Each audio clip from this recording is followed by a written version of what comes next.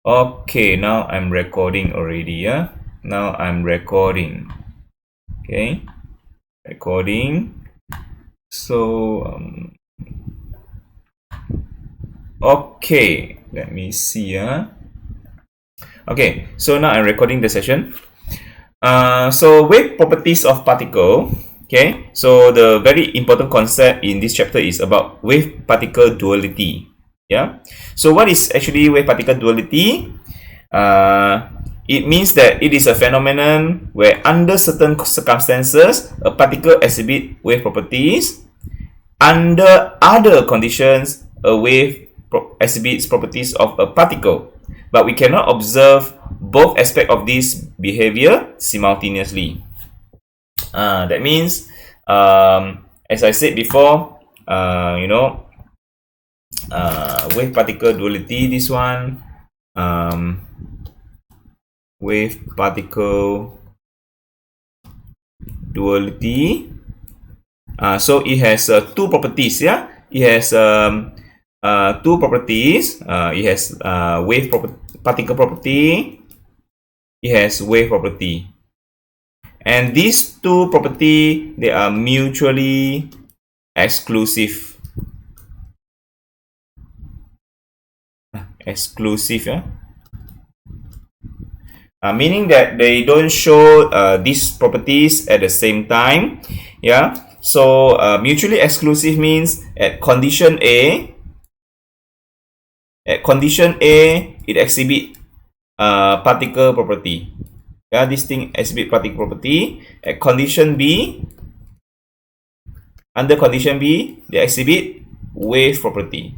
So mutually exclusive. You can see these two set, they are mutually exclusive, no overlapping each other.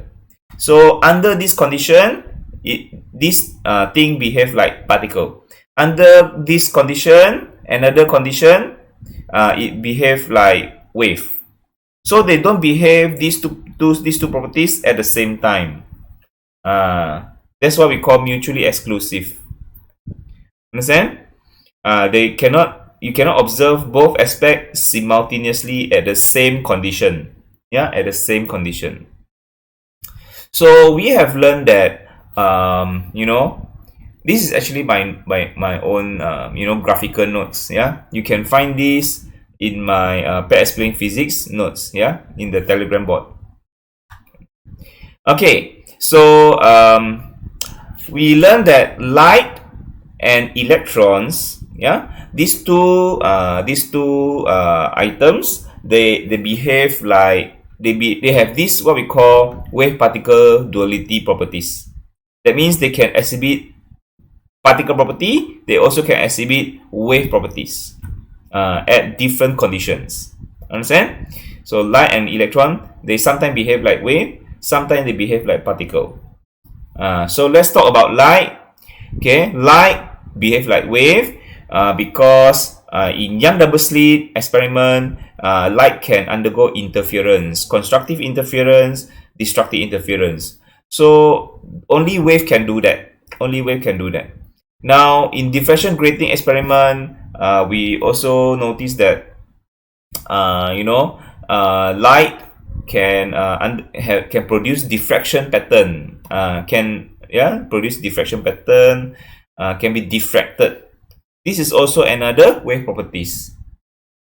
So you have wavelength, as you can see here, different color, different wavelength. Yeah, red color long wavelength, violet light short wavelength. Wave properties. And however, light in other conditions, it has a photoelectric effect. It behave like particle. Yeah, as proven in the photoelectric effect, where the light is in the form of light particles. We call it light particles. The light particles is called photon. So we have energy of each photon, h multiply frequency. Yeah. Light can behave like particle also. Okay, in photoelectric effect. Electron, all right. Okay, electron We always learn it as a particle because it has mass of electron 9.11 exponent negative 31 kilogram. Yeah, it has is actually particles, but in other conditions it also behave like wave. Yeah, electron we can also say as electron wave. We can call electron wave also. Yeah, not just electron particle. We can call electron wave also. Yeah, it is proven in electron diffraction, which is called Davison-Germer experiment. Yeah, conducted by these two scientists, Davison and Germer. They found that electron can produce diffraction pattern. Yeah, only wave can do that. Yeah, that means only electron as a wave can produce diffraction pattern. If electron as particle cannot produce diffraction pattern. Understand? So it is shown over here. This is called the fluorescent screen. You can see the green fringes. Diffraction pattern, we have bright fringe, dark fringe. Yeah, you can see bright fringe, dark fringe there. Bright rings and dark rings. Yeah, so this is because of electron as a wave produce diffraction pattern. Yeah, very beautiful. Okay, now let's come to the mathematic part. Yeah, mathematic part. So in this chapter, we will learn about de Broglie wavelength. Yeah, de Broglie wavelength formula, which is lambda equal to h over momentum. P is called momentum. Understand? P is momentum. So P is momentum, which is mass times velocity. mv. P equal to mv. So here the formula is lambda equal to h over momentum. Understand? Lambda is the property of wave. P, okay, P momentum. Am I recording my sound? Yeah, I'm recording my sound. Yeah, good. Now, lambda is a property of wave. Momentum is a property of particles. Because momentum has mass, isn't it? Mass only exists for particle. Understand? Mass only exists for particle. So mass is a property of particle. Momentum also property of particle. Okay. This formula can be used for any object. You can find the wavelength of any object, including proton, electron and photon. Photon is the light particle. Okay, you can use this formula for electron. You can use this formula for photon, the light. Yeah, the light particle. So this formula is general. You can use for any object. You will understand this later when you solve the problems. Okay. However, this formula E equal to HF is called energy of a photon. This formula only can be used for light, cannot be used for electron. Understand? If the question asks to find energy or kinetic energy of electron, don't use this formula E equal to HF. Yeah, because E equal to HF is only for light particle. Actually, this formula is learned in photoelectric effect, but now it's not in your syllabus anymore. Yeah. So E equal to HF is energy of one photon particle, or one energy of one light particle. So this is only for light. Yeah, E equal to HF only for light. Now, if the question asks to find kinetic energy of electron, then use the usual kinetic energy formula, which is half mv square. Yeah, half mv square. Mass of electron, velocity of electron, then you can half mv square, kinetic energy of electron. This formula only used for electron, don't use for light particle. Understand? This half mv square is energy for one moving electron, not for energy for one light particle. Energy for one light particle or one photon particle is E to the HF. H times frequency of light. Yeah. So jangan guna salah. E to the HF is only for light. Half mv square is for electron. Now, half mv square, yeah, kinetic energy formula, can also be changed to momentum square over 2 mass. So not necessarily you must write the formula half mv square only. You can change it to momentum square over 2 mass. How? Okay, look here. Half mv square. So this mv square, this mass m here, mass m, I change it to m square over m. I change it to m square over m. That means if I cut, you see, if I cut the mass, if I cancel the mass, I get back the half mv square. Correct or not, class? You understand? If I cancel the mass, yeah, I get back half mv square. Correct or not? So I just purposely change it to m square v square over m. Okay, why I change it to this form? Because I want to change the mass velocity into momentum. So I can derive a formula for kinetic energy in terms of momentum. Understand? Because previously don't have momentum here, right? So now if I want to substitute momentum into it, so this is the method lah. I change. Okay, the mass, the m become m square over m, because m square over m, if cancel, you get back mass, you get back the m. Correct or not? So once I change it to m square over m, so here we have m square v square, which is also momentum square, because momentum is mass velocity. Understand? Mass velocity. So it become momentum square over 2 mass. So I got the new formula, which relate between kinetic energy and momentum. Kinetic energy is also momentum square over 2m. A new formula. Everybody get it? Yeah, you got it, huh? Okay. Now come to this part. So electron diffraction. So let's learn about the Davison-Germer experiment. Yeah, Davison-Germer experiment. So this setup is actually this experiment you see here. The green here, the green diffraction pattern here. So this is the fluorescent screen. You can see the white color here. Yeah, I see here. This is the one. So this is the fluorescent screen. Yeah, the electron falls on the fluorescent screen and produce the green bright fringes, the green rings. Yeah, all these are because of electron hitting the fluorescent screen. Okay, so this is the one. Yeah, this is the experimental setup. So this is the green ring. Just now you saw the green ring.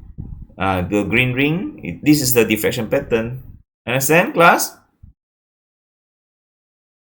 Okay, this one lah. Yeah, this one. Fluorescent screen falls on here. Now, behind the fluorescent screen, actually there is one part we call accelerating chamber. It has an accelerating chamber. Okay, electron diffraction tube. So in the accelerating chamber, we have cathode and anode. Cathode and anode. This accelerating chamber, we learned this in chapter 1, electrostatic. We already learned about this in electrostatic. Okay. For this electron diffraction, we need to accelerate the electron first. Why we need to accelerate the electron? I will explain later. Yeah, we must accelerate the electron to very high velocity. How do we accelerate the electron to very high velocity first before we produce the diffraction pattern? How do we accelerate the electron? We use the negative positive plate or potential difference. Understand? So we use a negative positive plate. Then you have, this electron will be attracted to the positive plate. So we have this electric force. Understand not? Let me draw it out. Yeah, let me draw it out. Electron diffraction tube. Okay, copy. Just put it here. Understand? So let me set it background. Okay, so this here we have Fe. Understand? Because this one we have electric field. Electric field is from positive to negative plate. But if this, because electron is a negative charge, so the force, the electric force is opposite direction to electric field. Or we can say electron is attracted to the positive plate. So got force, isn't it, class? So it will be accelerated. Why we say accelerated? Because we learn Newton's second law. Total F equal to ma. So what is the force acting on electron now? What's the force acting on electron now? Electric force, isn't it? Fe equal to ma. Fe equal to QE. Remember that? So we have acceleration. A equal to QE over mass. This one in chapter 1. We have acceleration. So we can say electron is accelerated. Why? The question is, you see, somebody just come in now, yeah? Somebody just come in now. Why so late, class? Yeah, some students, why so late? You come in now already. How many? Past 20 minutes already. Only you come in. Okay. So electron is accelerated. Yeah, electron is accelerated because we have, we have this electric force. Understand? Because we have, so that's why we call this accelerating chamber. Okay. So yeah, this one is about changing energy. Yeah, conservation energy. Yeah, this formula you see here is about conservation of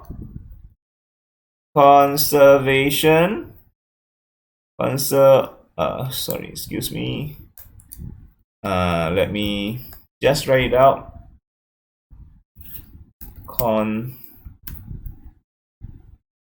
Bigger.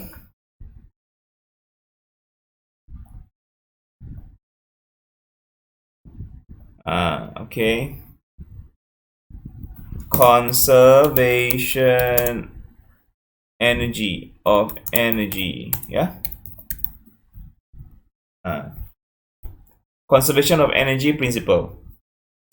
So this electron, yeah, why accelerated? Because this electron is when the electron is near to the negative plate, it has very high potential energy. You have electric potential energy. So when the electron is attracted to the positive plate, so it is potential energy, electric potential energy changed to kinetic energy. So you can see here, when electron move towards the positive plate, the what we call the medium, yeah, it is attracted to the positive plate by electric force. So when electron move towards the positive plate, the electric potential energy decreases. Why the electric potential energy decreases? Because it changed to kinetic energy. That's why it is accelerated. Yeah, the kinetic energy become higher and higher. This kinetic energy become higher and higher because it is potential energy decreases. The electric potential energy decreases, change to kinetic energy. It changed to kinetic energy. So the electron becomes faster and faster, moving towards the positive plate. So conservation energy principle says that potential energy change to kinetic energy. So how to find the potential energy? So remember, we learned before change of potential energy actually is Q naught change of electric potential, delta U equal to QV. Yeah, U equal to QV. Now the the test charge is electron. So that's why delta U equal to EV. Okay. V is the potential difference lah, yeah. V is the delta V, yeah. We just simplify the equation. The delta actually is hidden. The delta is hidden, yeah. The test charge is electron charge, because it is electron accelerated. So the Q naught is E. So delta U equal to EV lah, EV, yeah. And then potential energy change to kinetic energy, so half mv square. Understand? Half mv square. So you can see if the electric potential is very high, so it will have very high velocity. Understand? So if we put this delta V 4000, 4000 volt. So that means the delta V is very high. So the V is very high, so we get the electron will be accelerated to a very high velocity. Understand? Look back the notes. Now you see here the anode, the positive plate. Anode is the positive plate, cathode is the negative plate. Understand? This is the this part is the cathode. This part is the anode. So he say 4000 volt. That means what?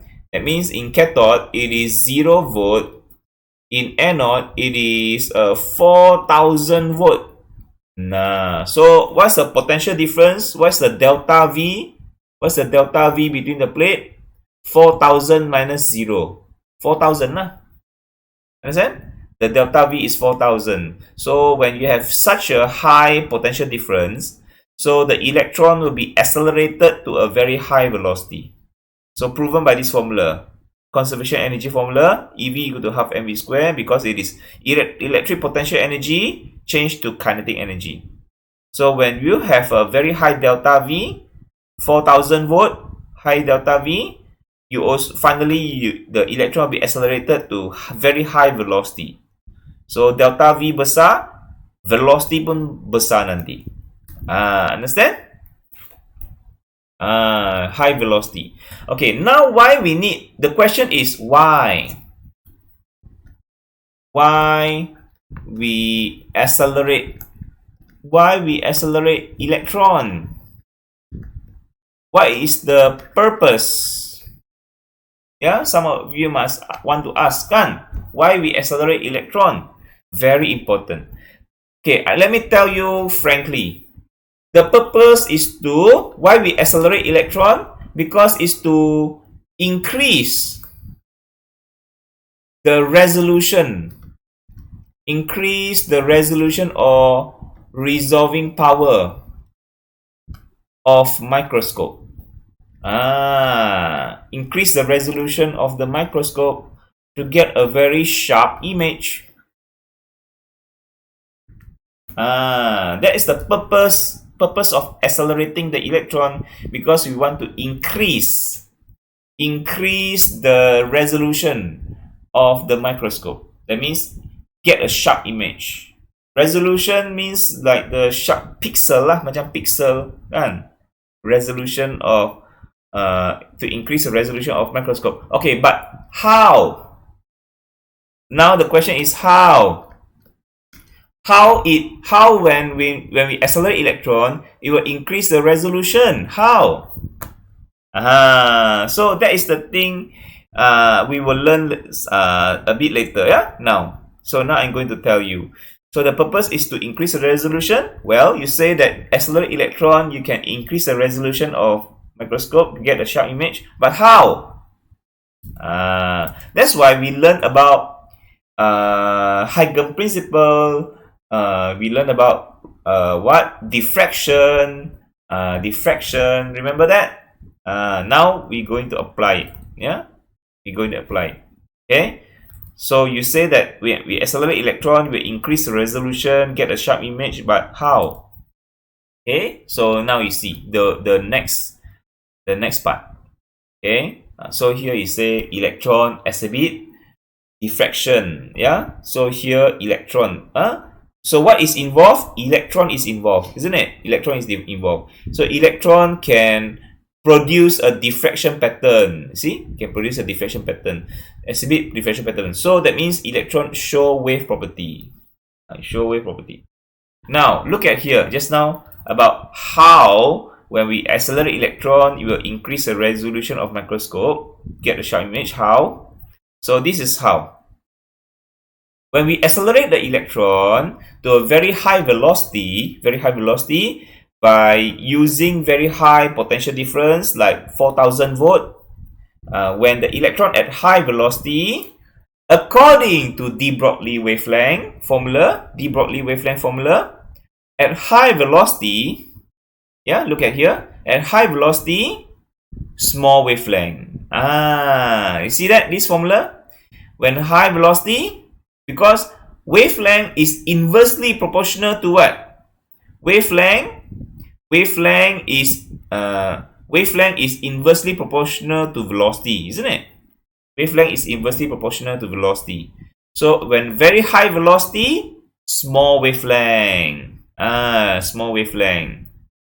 So that means look at here. So just now the formula is, you know, delta V. The formula is delta U change to delta K, kinetic energy. So EV equal to half mv square. So you give a very high potential difference. Yeah, maybe high potential difference, 4000 volt between the cathode and anode. You know, between cathode and anode. Cathode is the negative plate, the anode is the positive plate. Yeah, so you accelerate electron to very high velocity. That means now electron is moving at very high velocity. Yeah, it's moving at very high velocity. Yeah, it's moving at very high. Excuse me, very high velocity. So electron moving at very high velocity.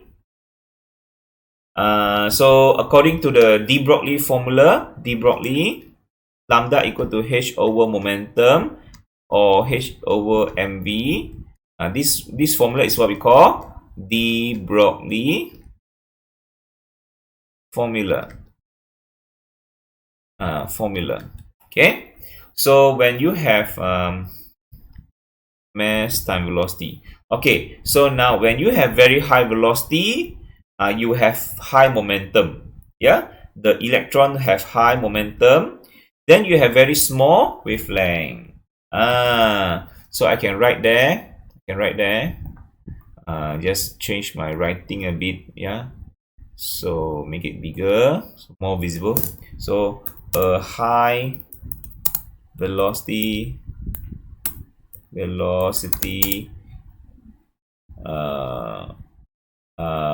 moving electron will have very small wavelength.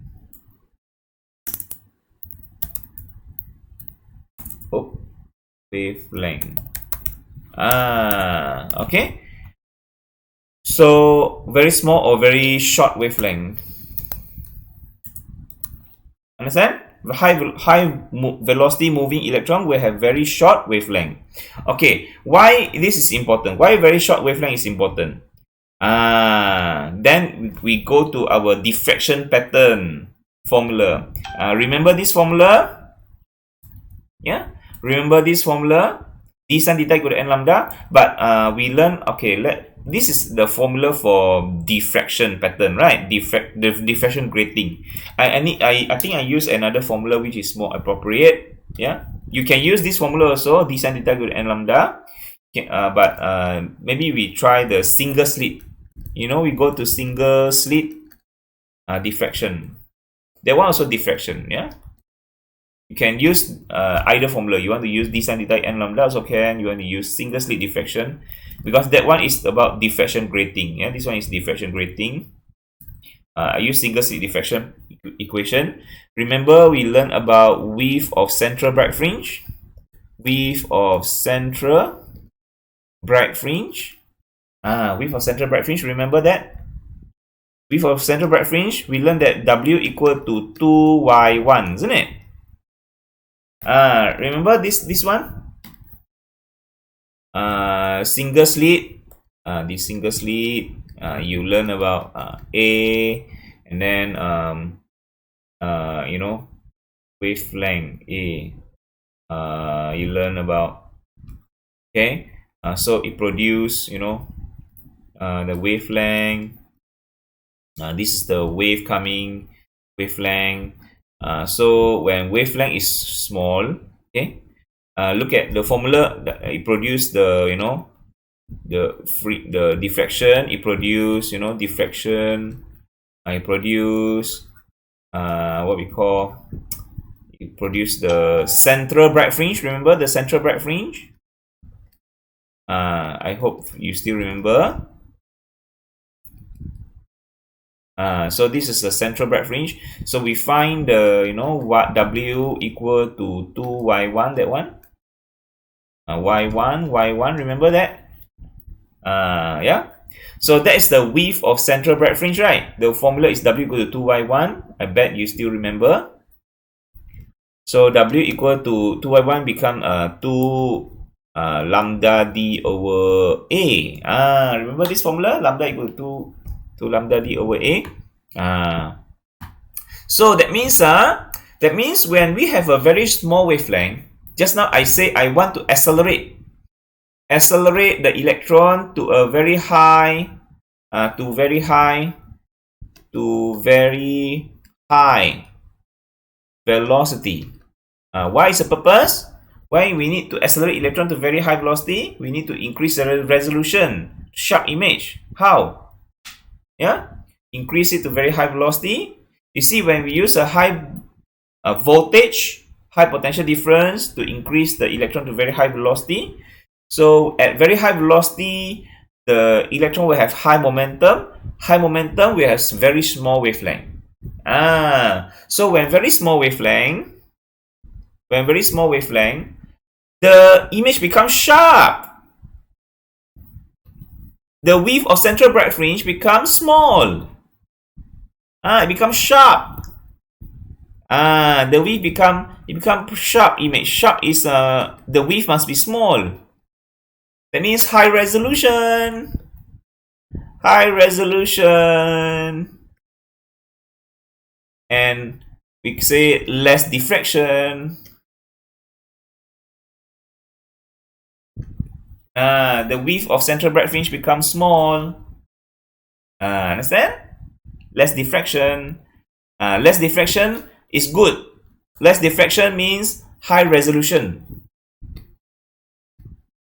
Less diffraction means high resolution. Remember this. Okay?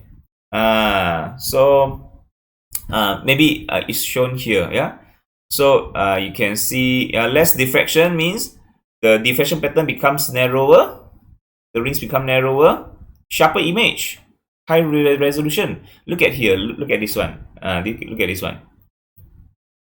Electron microscope. Electron microscope. Is produced by a beam of electron. Yeah, or charge. This electron is charged. Yeah. So it has very short wavelength. Why electron microscope has very short wavelength? Because the electron is charged. The electron is charged. Dia ada charge electron. Electron dia ada charge. Sebab dia ada charge negatif. That's why dia boleh accelerated. Dia boleh attracted by the positive plate. That's how we accelerate the electron. The electron must be negatively charged. So that only can be attracted by the positive plate to be accelerated. To be accelerated to a very high velocity. EV equal to half mv square. So high voltage produce high velocity. High velocity produce very, very small wavelength. Very, very short wavelength. So very, very short wavelength, dia macam macam inilah. Electron microscope, when very, very short wavelength, actually I should use another formula, ya. Sharper image. Kalau short wavelength, sharper image, I should use another formula. Yeah, maybe I should. This one also can. Diffraction pattern also can. So you have two choice of formula actually. Let me just copy this again. Just put it over here. Yeah. Come on. Okay, let me. Still buffering. You see that? Dia tunggu masa tu. Okay, see this? Actually, you should use you can use another formula, which is this one lah. Well, width of central bright fringe. We learn it. W equal to 2 lambda d over A. Yeah. Yeah. So use that formula also. How to write? W equal to 2 lambda. Yeah. Remember the W equal to 2y1, that one. Lambda 2 lambda d over A. So this is the W lah, the central bright fringe. Yeah, I want it the sharp image. So this is dark fringe. Yeah. So this is the width of central bright fringe. So when very short, small wavelength, you have small width. Understand? Small width. Less diffraction. But if you have very, okay. So when W equal to if you have like if you have long wavelength, class, long wavelength. Oops. Okay. If you have long wavelength, then you have big width. Understand? Big width. Then you have blur image. Then this one have more diffraction. See the light goes this way. Banyak sangat bulat. So the width of the fringes become like big. See, this is the first order dark fringe. Remember you learned about this first order dark fringe. Yeah, below also first order dark fringe here. First order dark fringe. So this is the central bright fringe. Central bright fringe. So the distance between the first order dark fringe, top and bottom, is the width of central bright fringe. So this is y1, below also y1. So it's 2y1 lah. So it's 2y1. Oops. Right. 2y1. So if you have a long wavelength, kalau wavelength dia besar, width dia pun besar. Kalau width besar means more diffraction. More diffraction means blur image. I get a blur image. Yeah. Kita nak tengok sharp, bukan nak tengok blur. Okay, that's the difference between electron microscope and optical microscope. Okay, I did jump a bit. Yeah, let's go back to the notes. Yeah, we almost finishing already. Yeah, look at here. So let's compare between electron microscope and light microscope. You know, electron microscope is very. Kamu tak pernah tengok electron microscope sebab kita tak mampu beli pun. College kita tak mampu beli. Ini ada dekat university ada electron microscope begitu besar, humongous. Yang dekat magma biology kamu ialah optical microscope je. Untuk kamu tengok benda-benda macam animal cell, plant cell, yang benda-benda besar lah dalam in the in the measurement of micrometer, boleh lah nampak animal cell, plant cell. But if you want to, that is for light microscope lah, yang kamu magma biology kamu lah. Yeah, it can only see a very big cell like animal or plant cell. Yeah, but from electron microscope is even higher resolution. Your microscope in your magma biology is low resolution only, low resolving power, low resolution. It can only look at big cell. It cannot look at very small bacteria or virus, which is 100 times smaller, nanometer. That's electron microscope. See, this is electron microscope in the university. Yeah, we have two type of electron microscope. We have transmission or scanning. Transmission electron microscope, it produce 2D the image. Scanning microscope, it scan the 3-dimensional image. Okay, that's the difference between electron microscope and optical microscopes. Look carefully, yeah. I go one by one, yeah. Why electron microscope has high resolution? Why optical microscope has low resolution? Why? Simply because electron microscope uses electron, optical microscope use light wave. Itu bezanya. Beza apa? Bezanya, electron microscope they use electron which is charged. Light wave is uncharged. So, pendek kata, electron microscope, elektron ini, since they are charged, so it can be accelerated. So, it can be accelerated. Electron can be accelerated to very high velocity. But light wave, because it's not charged, it's uncharged, so it cannot be accelerated. So, the wavelength cannot change. Wavelength dia constant. Wavelengthnya is constant. Tapi untuk electron microscope, since dia boleh accelerate, since dia boleh dilajukan, can be accelerated, so we can manipulate the wavelength. You see the de Broglie wavelength formula? Lambda equal to h/mv. So kita boleh tukarkan. Kalau untuk electron microscope ini, kita boleh tukarkan wavelength elektron, tapi cahaya punya tak boleh. Nampak tak kelas? Ini formula. Sebab kita boleh ubah dia punya velocity of electron sebab dia charge. Dia charge electron. So kita boleh ubah dia punya wavelength. Kita boleh kecilkan wavelength dia. Kecilkan wavelength dia. So width of central bright fringe itu sudah jadi kecil. So menjadi sharp image. Itulah electron microscope. Faham tak kelas? Bagi thumbs up kalau faham. Ya? So electron microscope. Apa beza electron light microscope dengan wave light microscope? Light microscope dia guna cahaya. Cahaya ini uncharged. Kalau uncharged, it cannot be accelerated. Velocity-nya constant. So wavelength-nya pun tak boleh ubah. Light wave has a very long wavelength. Light wave has a very long wavelength, tak boleh ubah sebab dia uncharged, tak boleh accelerate. Tapi elektron dia ada charge, dia negative charge, dia boleh attracted to positive plate, dia boleh accelerated to high velocity. When at very high velocity, de Broglie wavelength formula, high velocity has very low wavelength. So become very short wavelength.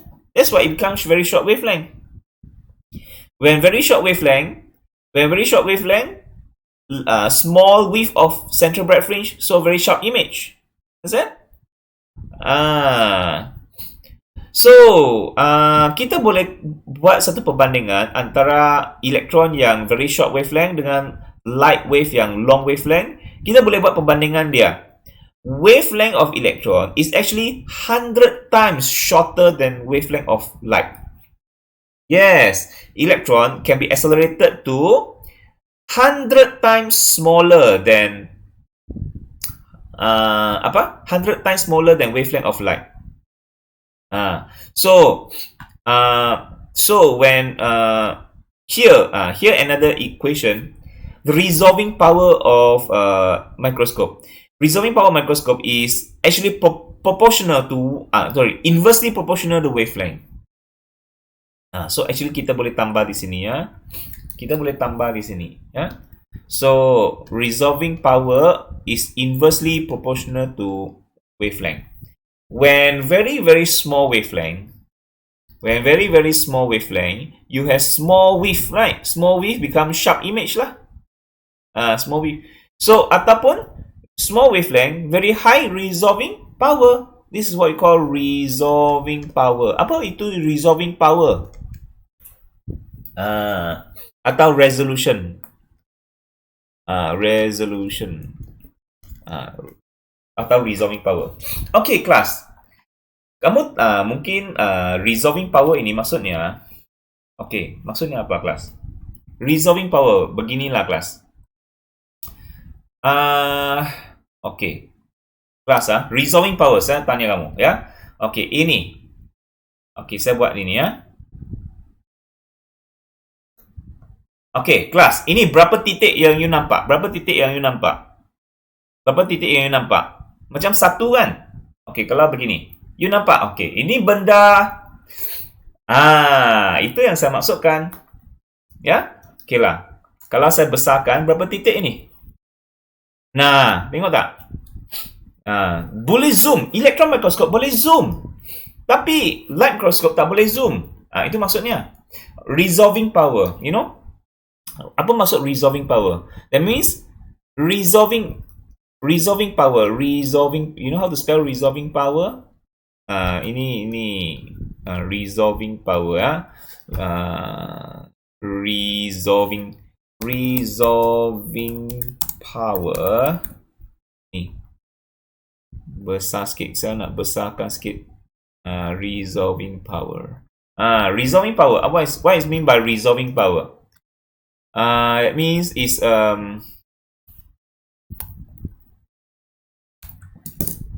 bagi saya tulis is ability to separate or distinguish details, even very small.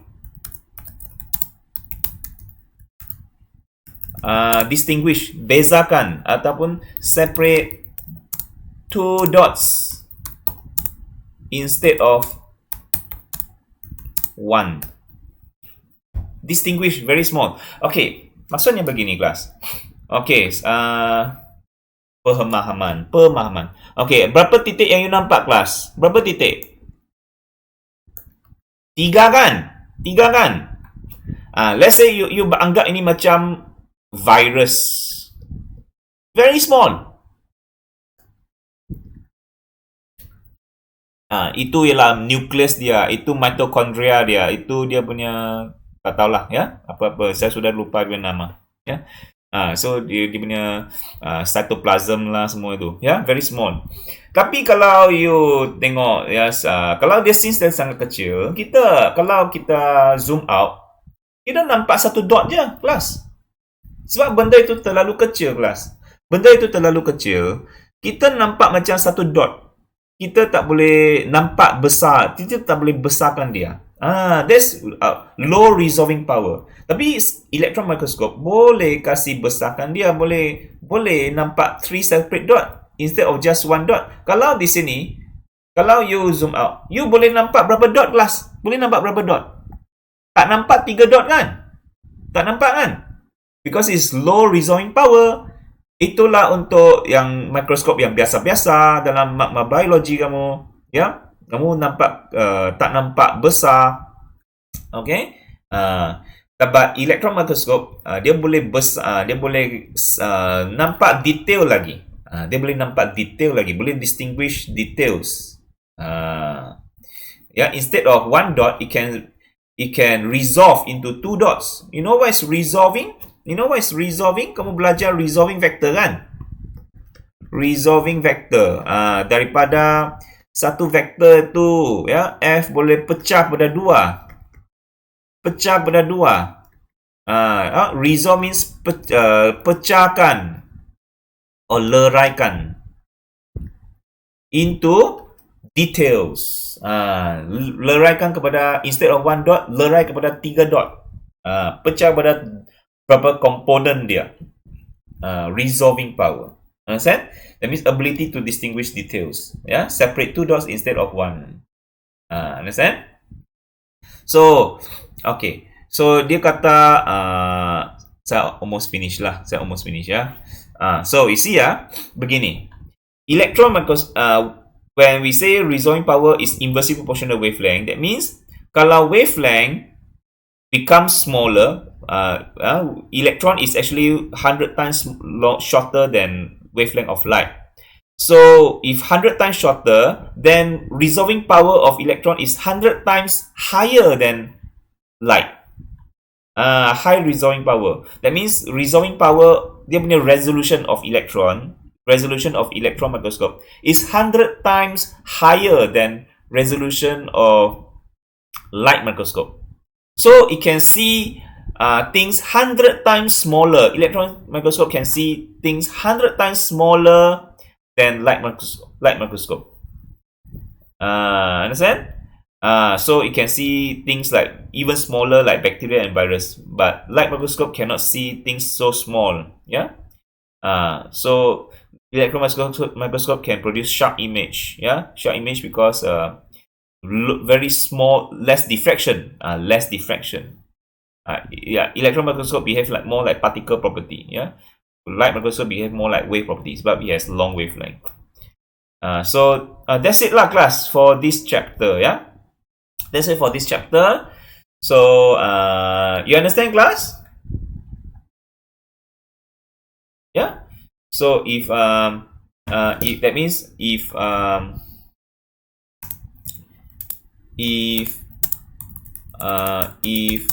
wavelength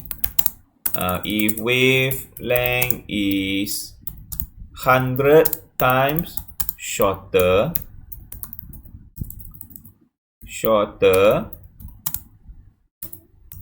then resolving power of, or resolution of microscope is 100 times higher. Then image will be 100 times sharper and can see specimen 100 times smaller. Can see specimen 100 times smaller. So that is all back to wavelength. Very important, class. It's all back to wavelength. If your wavelength is 100 times shorter, these are the things you can achieve. You can see specimen 100 times smaller. So that is a very important de Broglie wavelength formula, class. De Broglie wavelength formula. If you can accelerate something to very high velocity, that's how you manipulate. If you can manipulate the wavelength, you can achieve all these things. Understand? De Broglie is what we call de Broglie formula. Okay lah, itu saja. Terima kasih, kelas. Boleh jalan sudah. Terima kasih. Sorry for extra time. Faham ke, kelas? Thank you, sir. Faham, sir. Okay. Nanti kita buat soalan. Terima kasih. Habis sudah chapter ni. Ya, kelas habis sudah. Kita tinggal buat soalan je. Okay.